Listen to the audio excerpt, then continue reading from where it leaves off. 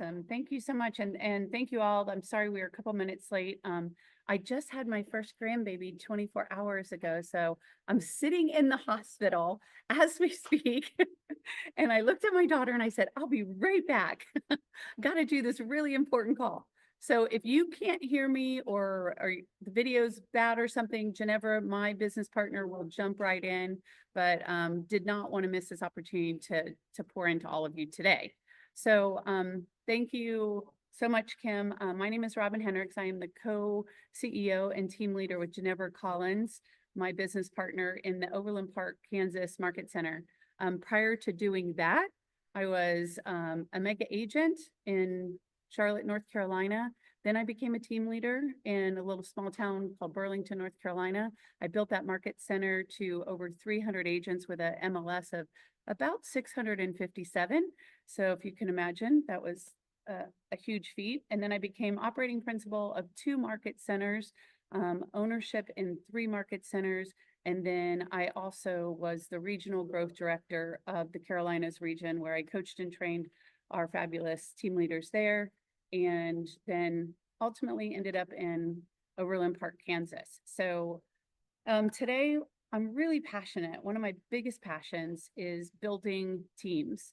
And a team can be an individual person with just a couple great admins. I've seen some really amazing people just say, Robin, I don't want to manage a lot of people. I just want to do this myself. However, we all know that there's any business that you build, you really can't do it all by yourself. And we really don't want you doing it all by yourself, because the most important thing is knowing your dollar per hour. And when I start to work with teams, one of the biggest things that they tell me is, especially if they come maybe from a different brokerage that I started with Coldwell Banker, ended up with Keller Williams, but a lot of times they have this first thing they will ask is, what's the split? What's the split? And really, it's really not about a split conversation. It's about a value conversation. So today I want to show you why, first of all, why 50-50 works. If you're going to decide to build a team where you're bringing other agents on, again, not something that you ever have to do. However, if you want to build a really big business over time that you want to walk away from one day, ultimately, you're probably going to have to start adding agents at some point. So without further ado, I'm going to jump in. Anyone have any questions before we get started, or anything in particular that you want to learn today about building a team? I just want to make sure we cover everything. Nothing? Everybody good? Thumbs up? I guess Okay, as you're talking about faces during this session. Oh, yes, we would. can you hear me? Yes. Okay. I can hear you. Go ahead. Okay, I was gonna say, as you're talking about building, and I'm sure you're gonna cover this, like, when do you add the admin? What do you add first? You know, making it make sense as far as the dollars and the cents as well. And yes, we will definitely do that. When is the right time to start adding that leverage? For sure. Anything else? No? Okay, let's get started. I'm able to share my screen, right, Kim? Yes, let me just. Sorry, guys, just give me a minute to pull this up.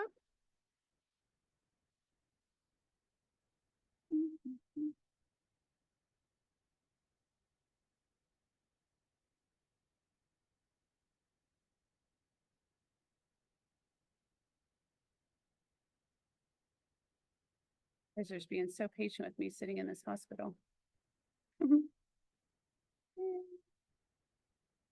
All right.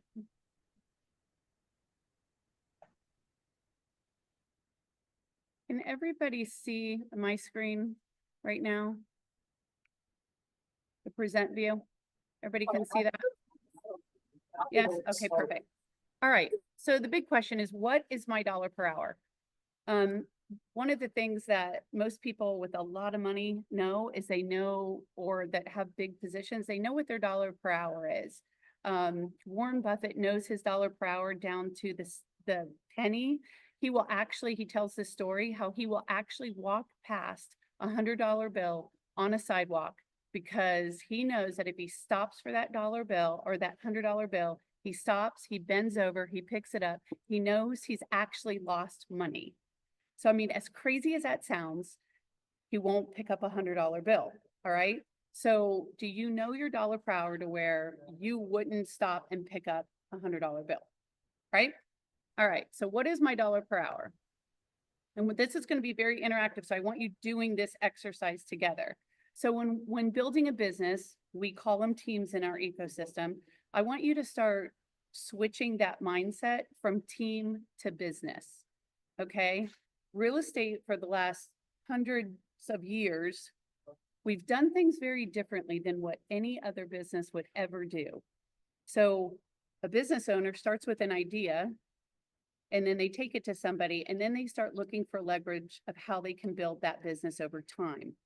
In real estate, over the last hundreds of years, we've seen people in their 80s, their 90s, still placing signs in the yard because nobody ever taught them how to build a business that ultimately they could walk away from and still go to the mailbox to pick checks up, right? So I want you to start thinking as a business owner. So when you pass your real estate exam, you instantly become the CEO of your own business. So most people don't talk about this, and I want you to think in that way at all times. You're the CEO of your own business. How many of you right now are single agents on the call? Single agent, okay. How many business owners that actually have teams that have people on their team? Kim, can you tell me? I can't see everybody. Anybody have like buyer's agents on their team right now? Kim, can you tell me? I can't see the people. I don't see anyone raising their hands. Nobody raising them. Okay, no worries. So everyone's going to be learning today together. That's great. We're all kind of in the same place. All right. So again, CEO of your own business, that's how you start. So I want you, the MRA tells us you're the CEO of your own business. Actually perfectly fine, by the way, and there's never anything wrong with that. If somebody says, hey, you need to start adding agents. If you're building the life by design that you want, perfectly fine. However, at some point, you're going to need leverage because your spiritual life and your family life will be jeopardized at some point because you just won't be able to do more. We all only have 24 hours in the day. And the very first things, we are God, family, then business, right? We want to make sure that your spiritual life's being taken care of, your family, and then business. And sometimes we get that out of order. All right. First thing is, you need to know this. There's about 50 hours in every real estate transaction. All right. And this is according to NAR. So 50 hours in every real estate transaction. They consist of 10 hours of client time, 20 hours of marketing, and 20 hours of transactional time. Now, the 20 hours of marketing, that can be social media posts, that can be open houses, that can be you're placing the sign in the yard, you're going to put the lockbox on, you're maybe doing a monthly newsletter, you're blasting out to your database that you've got a new listing or a new buyer. It's all of those things. And then of course, transactional time is from the time it goes under contract to the time it closes. And then 10 hours of client time. Any questions around that? No? Feel free to just unmute and talk because I want this to be super interactive. Okay. So what is your dollar per hour based on your average sale price and compensation that you charge? So I want you to think about right now, I want you to write down what your average sale price is. If you don't know it, you need to figure that out. You've got to know what your average sale price is. I did an average sale price here of 365. And then I did compensation rate of 2.75% on this particular example with an average compensation of 10,000. So write in the chat right now what your average compensation is right now. So I can kind of see where everybody is. So what's your average sale price? What's your average compensation rate for your average compensation per transaction? What are we seeing in the chat? Let's see. We've got 8,100. Okay, 8,100. Who else? 7,500. Okay. Great. All right. So use those numbers as we start moving forward in this example. Again, I'm using 10,000 as an example. However, you go ahead and use your example moving forward. All right.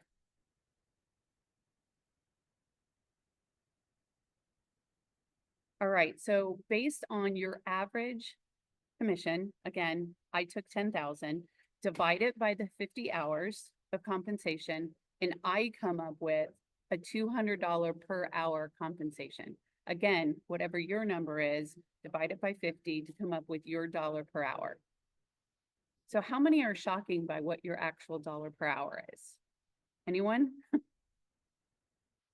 kind of fun to see this. It's like, wow, I didn't know I was a $200 per hour agent. All right. So that's what you are as a solo agent. Before you start adding anyone else, that's what your dollar per hour is. And that's you doing all client time, all marketing, all transactional. You've leveraged nothing at this point. All right. So the MREA tells us that basically the question here is how many transactions can you do yourself according to the MREA? Well, the answer is 24 to 36 units. So after that, again, spiritual time and family time is being compromised. So on this example, I took average commission and I took it by 30 transactions. So you're doing a little bit more than what the normal would do. And I took 10,000 by 30, that would be a $300,000 GCI, which is pretty impressive all by yourself without anyone. I don't think anyone would look at you and say, wow, you're a slouch for doing a business 30 transactions at 10,000 a piece, right? Anybody would be happy with that? Yes. All right. Any questions so far? No? All right. So basically, once you get to that 24 to 36 transactions, that's when you start adding leverage. The very first person that I would ever add would be transaction management. The reason I do that is because they're not on your payroll. And it's not somebody's family that's relying on you to make sure that you pay them every other week or twice a month or once a month. You're actually paying them on per transaction. So in this example, the first hire actually gives you 20 hours back of your time. So you can take that 20 hours, by the way, it doesn't mean you need to do more transactions. It just means you get 20 hours back. However, if you want to continue to build your business because now you do have that 20 hours to put back into lead generation, put back into following up with your clients, it actually gives you the opportunity to do more business. So you did 30 units just by yourself. By hiring that one TC and getting that 20 hours back, you actually are able to double your business, not affecting time whatsoever because you get that 20 hours back. So in this example, you made 300K the first time, another 300K. Now you're at 600K by adding that, just that one leverage. Now, I always say, make sure that that leverage is, I mean, you look at that person, you say they're better talent than I am, right? They're superstar. You want the very, very best on your team. All right, so let's move forward. So what do you pay a TC? That's a question that comes up all the time. I did an average of $400 a transaction. Now remember, if I go back to this slide, we did 30 units here and we did another 30 units by ourselves. So that's 60 units. I'm going to pay that TC $400 a transaction. Okay. So just running the numbers. You're the CEO, Rainmaker. You're making 300,000 by yourself. You hire a TC, double your business to 600K. You pay the TC $400 per transaction. Remember, they don't get paid until you get paid. 60 times 400, they've made $24,000. You made 300 to pay 24,000. How do you feel about that? Good investment? Mm-hmm. Yeah. One of the things that I hear people say so many times is, Oh my gosh, I love that part. Like, I love shuffling paperwork and uploading into compliance. And I want the other thing I hear is I want my people to know that I'm still involved, that I just didn't hand them off to someone, right? I've heard all the things of why you don't want to pay a transaction manager. Do you see the value when we run these numbers?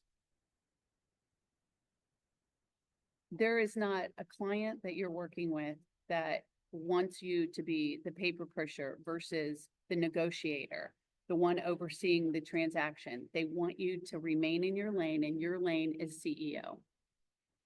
Make sense? There's not a CEO in this world pushing paperwork. So know by leveraging, you're actually going to be able to do more. Now, doing more means more business, more time with family, more vacations. You decide what you want to do more of. Okay, fair enough? All right, let's keep going.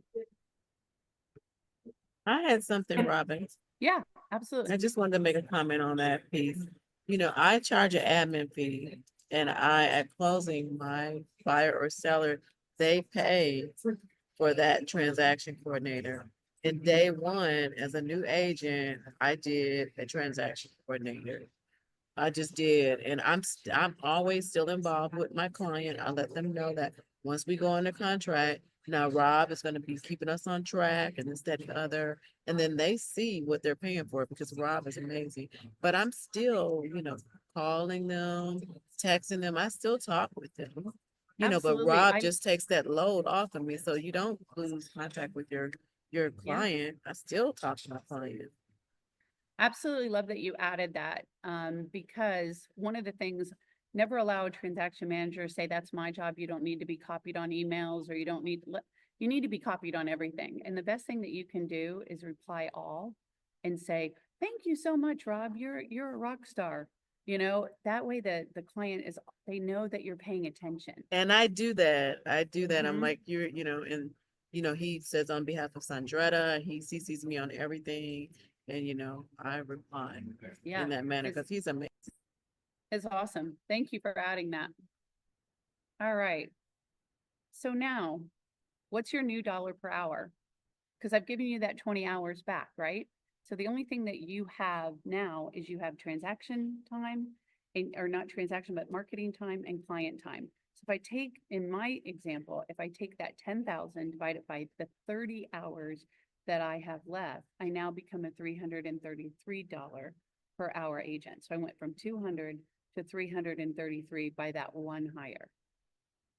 Okay. So this is just breaking it down for you. I was $200 per hour, average commission of 10,000, doing 24 to 36 units. I made 300,000 the first year.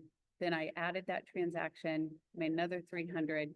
I became a $333 per hour agent. And my next hire now needs to be my marketing person. So you can kind of see we started with CEO here. We then added TC, and now we're adding that marketing admin. By the way, a marketing admin can be somebody virtual too. They're a virtual admin for marketing is golden, and it's going to cost you a lot less money. They're super, super good at what they do. So if you've never thought about virtual, think about it, because they are very, very good at what they do. All right. So now the only thing that and at this point, when you add that marketing, it's not additional units. It's just additional leverage for you. You're getting more time back. Any questions about that? The marketing person, do you pay them like per action, or like, how does that work? That's the piece I'm very nervous about, but I know it will be beneficial because it takes me hours to do something that could take them minutes to do. And I've seen it done, but I'm nervous about relinquishing. Yeah. So was the question, I'm sorry, because I'm in this atrium. Okay, Was how your que- much, how does that pay look like? Are you paying them for the work that they do, or are you paying them so much a month for the marketing person? How does that usually work? Yeah, that's a great question. Um, I think when you first get started with a marketing person, it could be definitely part-time, some 20 hours a week, and the biggest thing with hiring anybody is expectations. What is the expectation? And making sure that there's never conflict in any relationship unless expectations have been set. So you want to make sure, here's what I need done. I need a monthly newsletter done. I need social media posts done 3 times a week.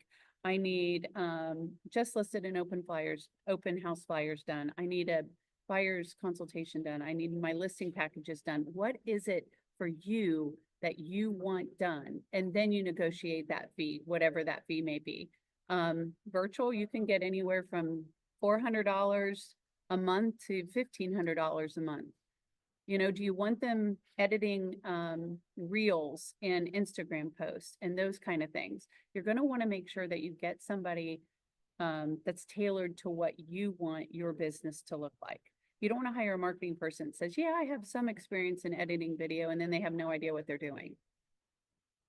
Because again, going back to your dollar per hour, we know that your dollar per hour is $333 per hour. So if it's taking you 5 hours to do a flyer, is that the best use of your time? No. So hire somebody that knows how to do it so you can get back to doing what you should be doing, and that's concentrating on this 10 hours of client time only. All right, so main focus is client time now. We're building relations to ultimately increase unit count. Robin, I Mhm. asked a question in the chat, but Chat? my fan is on, so I'm gonna mute and let you read it. Okay, let me take a look. Do you have virtual marketing assistant company that you like? So I have used Cyberbacker for years and years.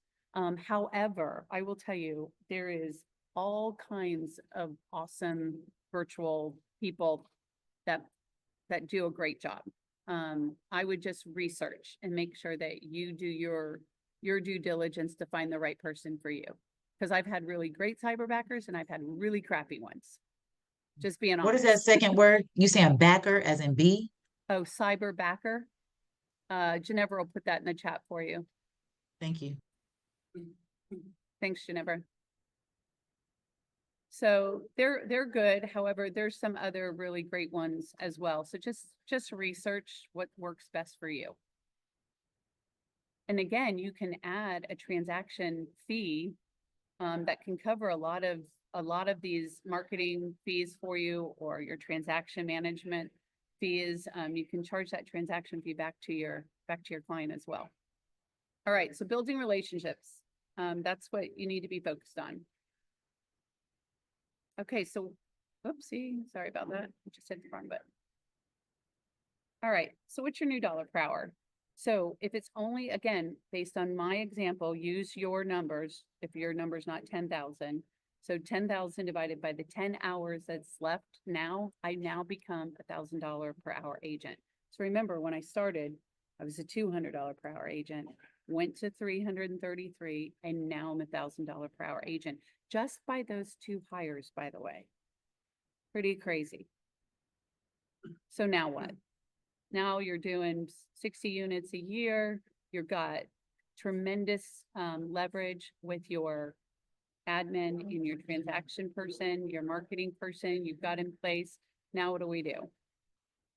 So that's when you hire your first buyer agent, if that's your desire. I will tell you that the real estate industry is no different than any other business. And that's what I want you to think about this. 80% of real estate agents get out of the business because they weren't designed to be their own CEO. So think about the world we live in any business. We have very few CEOs in the world, and we've got millions and millions of people working in the industry for that CEO, right? Real estate should be treated no differently. So in order to build, you're going to have to find great talent. All right. And why would you ever pay them on a 50-50 split? Because no one's going to work on a 50-50 split, right? That's crazy. I hear it all the time. That's the first question any agent ever asks is, what's the split? I'm like, well, how much money do you want to make? Do you care about the split if I can get you to where the money that you actually want to make? But I'm going to show you why 50-50 actually works. Here's why it works. All right. So remember, only time that they're going to be working is client time. You're paying for the TC and you're also paying for all of their marketing. So keep that in mind. Sometimes I have teams that will start to build and they're like, no, they're paying their own TC or they're paying their own marketing. Why do they need to be on your team then? You have to show value of why they're on your team and why they would give you the 50-50 split. And the reason for that is because you're paying for the TC and you're paying for all of their marketing materials for them and what they need. So the only thing they're focused on is this client time over here. So we're going to do 50-50 buyer's agent split. All right. So here's, again, my average is the 10,000. Put your average in there. We're going to do a $10,000 commission, which is here. We're going to have CEO you. Of course, you're making 50% of that. Buyer agent makes 50%. The 5,000 as well. Remember, the only time that the BA is spending is on client time. All right. Of course, they're going to be doing lead generation and things with you alongside of you. However, they're not doing TC work. They're not doing marketing. They're out searching for more clients to spend more time with. They're showing them houses, putting them under contract and going to closing. All right. So just a reminder that CEO is providing all TC and marketing for BA and CEO expenses. Remember this too, buyer agent should close a minimum of 24 units per year. A minimum. Because remember, all they're doing is client time. So they should have plenty of time to work with more clients. If you have somebody that you're looking to hire just because you think they're a great person, they're going to do 2 or 3, 4 units a year, probably not the person that you want on your team. They're probably going to cost you more time and energy than anything else. So minimum of 24 units. All right, so let's run the numbers on this. 10,000. Again, we did the split. The buyer's agent in this scenario, 5,000, remember the only time that they're spending is 10 hours of client time. So I take that 5,000, I divide it by the 10 hours, and they're a $500 per hour agent. Okay, let that sink in. 5,000 divided by 10, $500 per hour agent on a 50-50 split. What was your value as a single agent paying all of your own expenses? Anybody remember? That was You were $150. $200 per hour agent. So if you take the 10,000 divided by 50, you were $200 per hour agent. The buyer agent is a $500 per hour agent.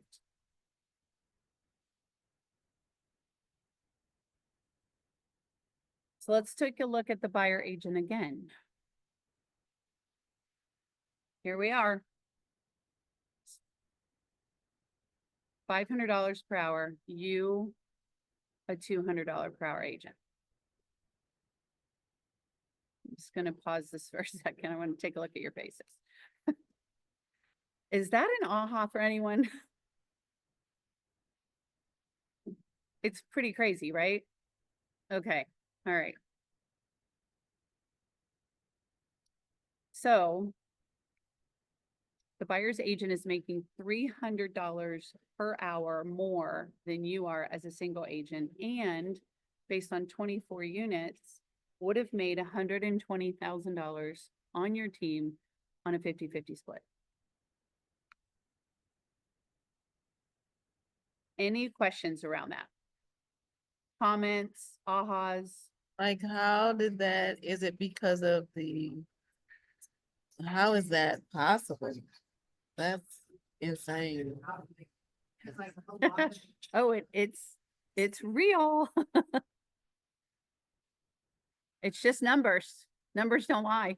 Is it because they're not having to pay the transaction fee and they're not having to do the marketing? They're just purely just working. Yeah, their only job is to lead generate, work Show with their houses. clients, put them under contract and go to closing. That's it. Everything else that 80%, we talk about the 20% the 80-20 rule, what happens is they're not getting stuck in the 80%. They're being Right. able to focus on the 20% to get to the results that they need. Yeah, Robert.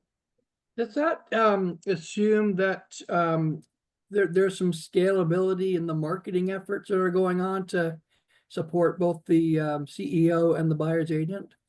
Oh, absolutely. Yeah, I mean, when that's not when you're not focused on that and you've got somebody that's their lane, all of a sudden marketing, I mean, just the law of averages of what you're doing in marketing alone and able to do now that that's not your focus, it's somebody else's focus, you're going to be able to increase business, focused on the right things with that marketing person. Do you have Yeah. any comments just on, how that scalability in marketing should work if you're doing it right over the course of a couple, 3 years? I'm having trouble hearing. Jennifer, can you jump in on that one? He said, how does the scalability work over 3 years in terms of working with that marketing person? Robert, I think as far as what they're able to do, is that what you're asking me? Yeah, just kind of, if you're a single age CEO and you're doing some of that yourself, and then eventually you hire somebody in marketing, I gotta believe that that marketing person helping you take some time to ramp up and scale their productivity and their ability to market and produce leads for both the CEO and the buyer's agent once you get to that stage. Yeah, I hear what you're asking. Oh, for sure. Remember, 20 hours, okay, 20 hours of every transaction would be spent towards marketing either that property, your database, your open houses, remember, per transaction. So that scalability, of course, for every, it's going to be, I mean, tenfold of what you can do on your own. Yeah, I just, if you don't mind, you're getting into that, I think, that notion of flow in a business, some kind of methodology that's creating flow that the marketing can keep producing more leads. And can you kind of talk about that whole idea of flow as it relates to the growth that we are creating over some period of time that you're demonstrating? So are you asking me about what the flow looks like? Yeah, just that idea in general. That sounds like, there's some momentum that you're creating here that is scaling, and you're able to add these resources as you go. Do you have any comments on that whole idea?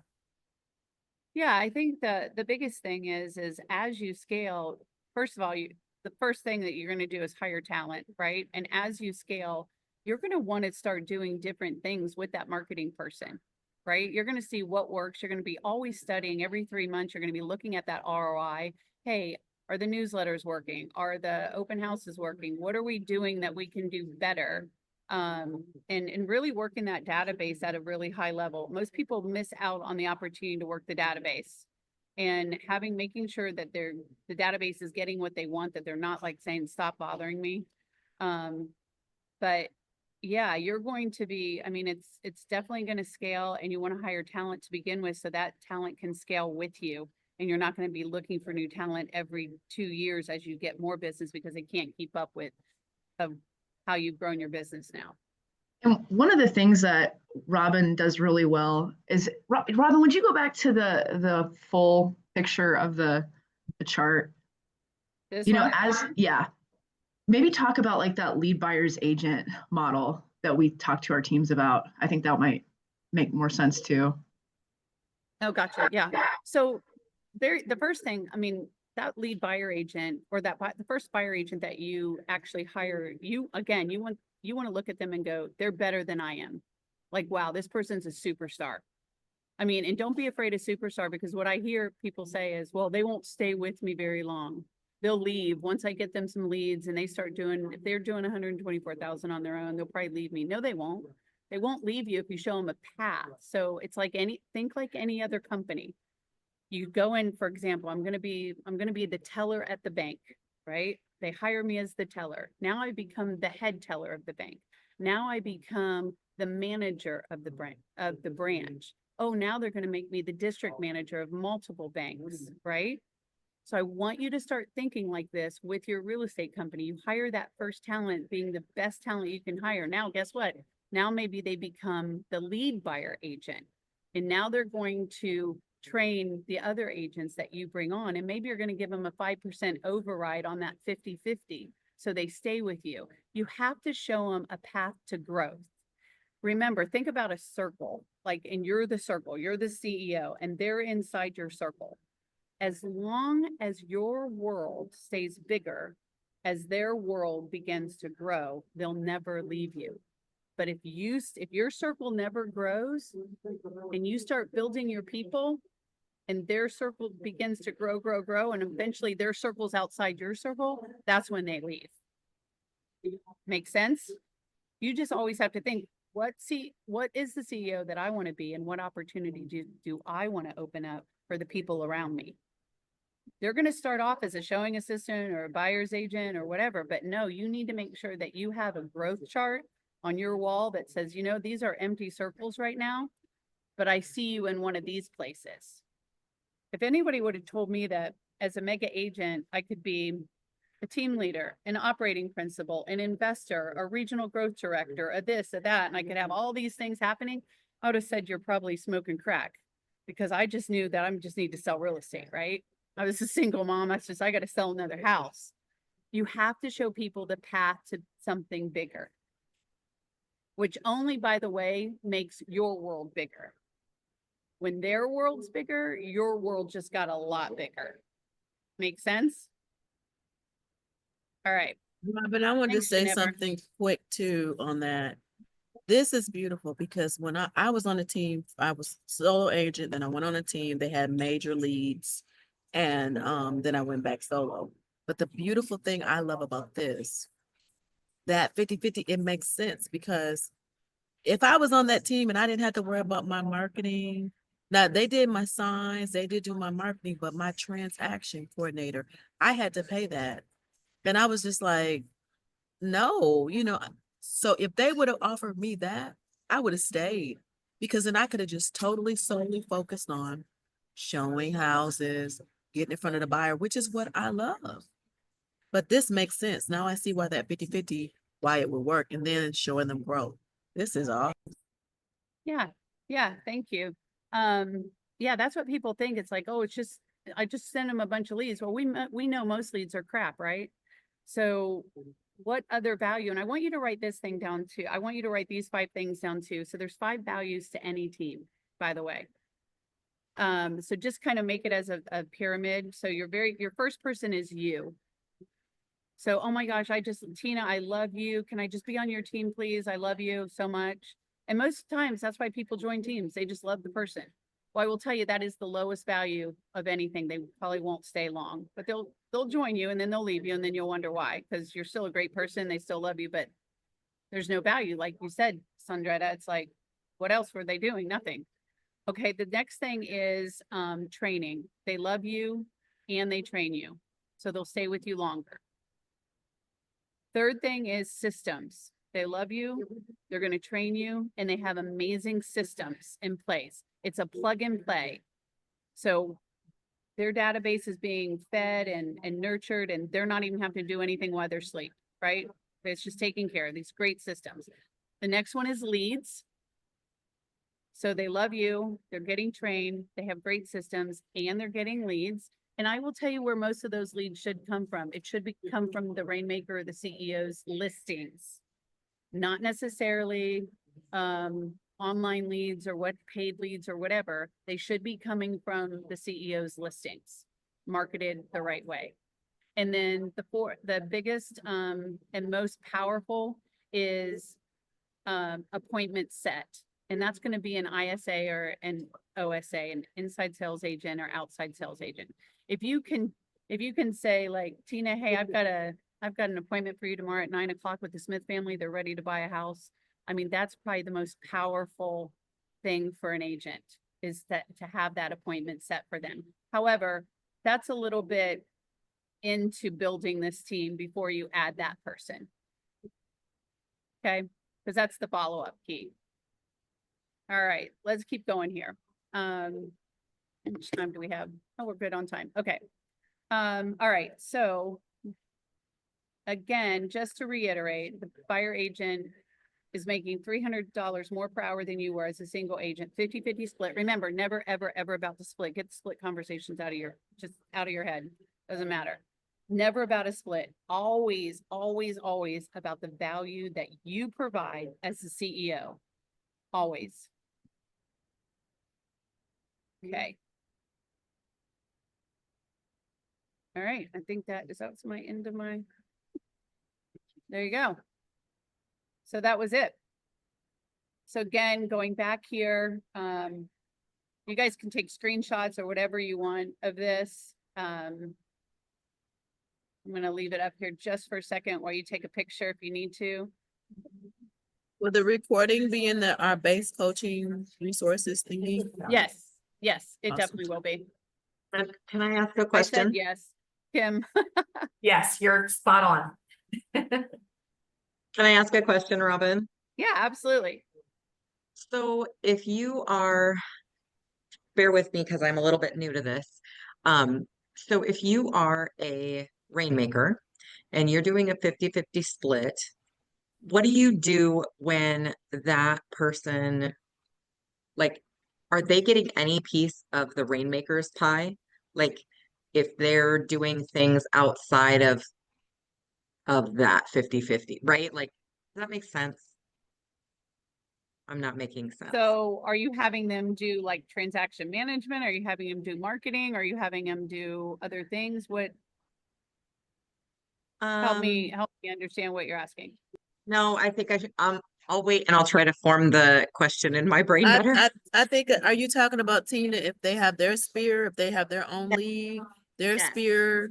Yes, like so part of what when I first came on, I came on as a team and this wasn't shown to me, or well, there was other things, but so what I was upset about is everything that I brought in was all mine. And so I was having to give that away and I didn't feel like it was balanced, right? Like, so is there a way to figure that out with your team, or is it just 50-50 across the board? Thank Yeah. you. Oh, yeah, that's Sandra. a good question. So actually the new MREA that's not out, as you all know, is a 60-40-40-60. So 60-40 to the rainmaker, not actually 50-50. If it's the lead coming from the rainmaker or the CEO. I like CEO and I'm like calling them rainmakers. And then if it's their sphere, then it's 40% to the CEO, 60% to them. Again, the value still has to come from all the marketing you're doing in transaction management. They've got to be like, hey, I've got to go meet my mom for my listing appointment. And you remember, all of that's being taken care of for them. Photography's being done, the drones being done, the signs are done for them, the listing package is being done, everything. They want to be able to just to call and say, hey, I have a closing at 3. I've got to come by the office and pick a pre-made gift up, by the way. They don't pay for the gifts either. So they have to see these regardless of whether it's their own mother or it's somebody that you sent them. However, that split is a little different on lead source based on the new MREA coming out, but the 50-50 still works. Thank you. And I would, on listings too, by the way, I've heard this, well, it's their sphere of influence. I'm going to let them list. Okay, that's fine because there's no rules. There's no rules. I just want you to think about if you run the numbers, it's just numbers. If you give them a 25% referral fee on that, you take the listing as the CEO and you still do all of your things because branding is all under you, right? Branding, I pick up this phone, it doesn't have an orange on it. It has an apple on it for a reason, right? If you start taking different, you allow them to put a different sign in the yard, branding is important. It's your branding. They signed in to your company. Nobody at Apple says, well, you know what, today, again, I think I'll just promote an orange instead of an apple. Why do we treat real estate differently? It drives me absolutely crazy. Just understand that the value still is there. And if going back to listings, sorry, I went off a bunny trail there. Going back on listings, if you did 25% to them, you took it. I promise you, if you run the numbers, they're probably making more than you are just by taking the 25% because they don't have to spend any time. They spend no money, nothing. I promise you, if you run the numbers based on your dollar per hour, Remember, know your dollar per hour and the time that you're going to spend with that client, the photography, the signs, all the things that you're doing marketing wise, you're probably making less than the 25% that you're going to give to them, gift to them for that listing. I promise the numbers work, and it's just numbers, takes the emotion right out of it. I had one agent come into me and they were hot about the fact they couldn't go list their property because it was their sphere of influence. I said, well, sit down, let's run some numbers. And by the time we were done, he's like, oh crap, I should be really happy with that 25. I said, yes, you should. He's like, okay, thank you. Thank you for this conversation. You betcha. So that's gonna be 25% on top of what they, okay. No, it'd just be 25% on listings. You keep 75%, they keep 25%. If they bring you a listing.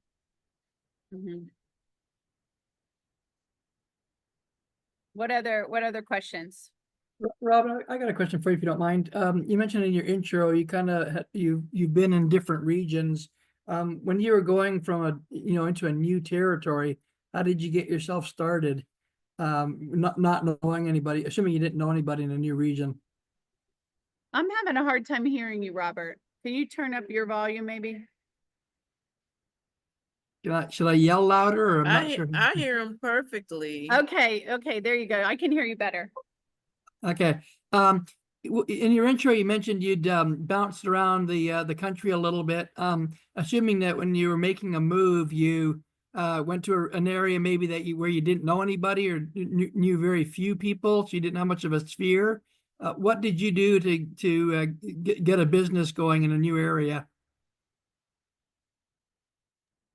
So that's a really great question. So I was really involved in the school system. So to the point where Ginevra and I laugh about it. The principal was like, why don't you just get a job here? I'm like, well, because then I would have to be here. So I was very involved outwardly into the community.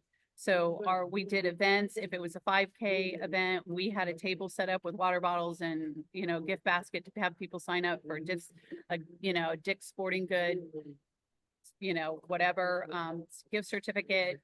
If it was a bridal show coming into town, we were there. If it was a Builders Expo, we were there. Very involved in the community. And I will tell you probably what built the business, because we would ask, why did you choose us and not somebody else? They'd say, because we see you in the community.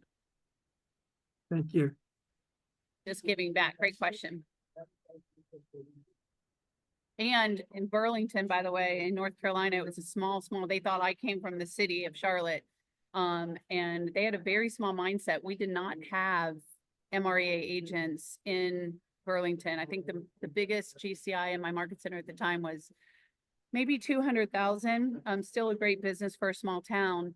But within 4 years, we had over 4 MREA agents. We had no teams at the time. By the time I left that office, we had over 15 teams, businesses that were growing. Just a very different mindset we were able to build there. So it can be and do whoever you want to be and do as much as you want to do, surrounded by the right people. Thank you.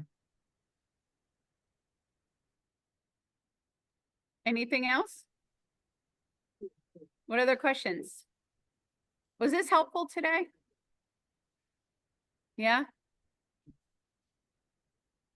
Yeah, you'll have this now, and you guys will be experts. When somebody questions, your split with them or anything, feel free to pull this exercise out and show them why your split makes sense. Robin, can you elaborate on just doing the 25% for the listings? Can you kind of break that down a little bit, please? Yeah. So in this same exact scenario, I'm going to stop sharing. So Ginevra, will you just run some numbers for me? So let's remember that you're $1,000 per hour agent, right? And so there's 10 hours of for client time in your listings, right? That you're going to spend with your listings. So if we have a $10,000 commission on that, and you're going to give away 25% to the person who brings you the listing. So let's just work together here as a team, what are some things that you spend money on in your listings? Photography. Photography, how much are you spending? It depends on what they want. It could be 200 all the way up to 500. Yeah, let's say 500. We're gonna do a luxury listing. We're over 700,000. So we're gonna do photography. We'll probably bring in a drone. What are you spending on the drone? Probably like $100 for Another the 100. drone. Okay, you running those numbers for me, G? So that's like $600 for So we got luxury. 600. What else are you spending money on? The sign, put the sign Yep. in the yard. You gotta have a luxury sign. So how much are you spending on that? Don't have a luxury sign yet, but my regular signs are with the riders are like $300. Okay, so 300. Okay, what else? You gotta advertise it. Okay, you're advertising it. Yep. So that takes time, right? Okay. How much are you spending on the advertising? I'm doing it myself. You're doing what? But if you do mailers and door knocking and all of that stuff, it could be like $200. Okay, 200. Okay, on advertising, okay. How much time are you gonna spend shooting videos and things? So you're gonna shoot a video, right? How much time are you gonna spend? Cause you gotta edit it. I'm doing that myself, cause I don't have a marketing. So I'd say maybe, Couple hours?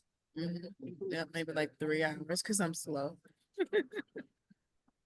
Okay. What's your dollar per hour? $150. What is your dollar per hour? 150, Okay, 150. So that's 3, okay, 4. so you're spending 2 hours 450. doing video, so 300, Mhm. okay. What else?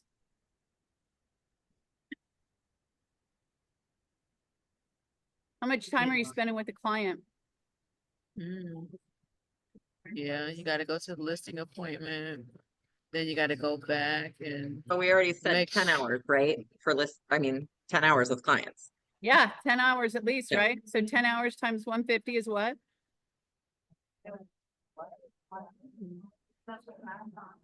Do you unmute yourself? 1,500. So 1,500. So what are we up to?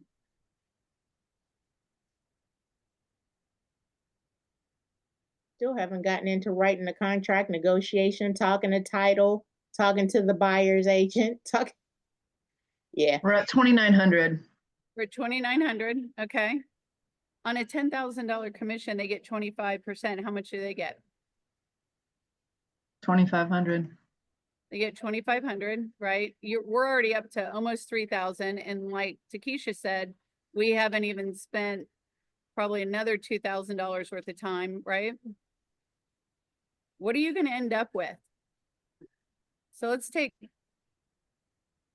5,000 worth of expenses plus the 2,500, 7,500. What do you end up with from the 10,000? Oh, we didn't pay the IRS yet. 30%, 30%.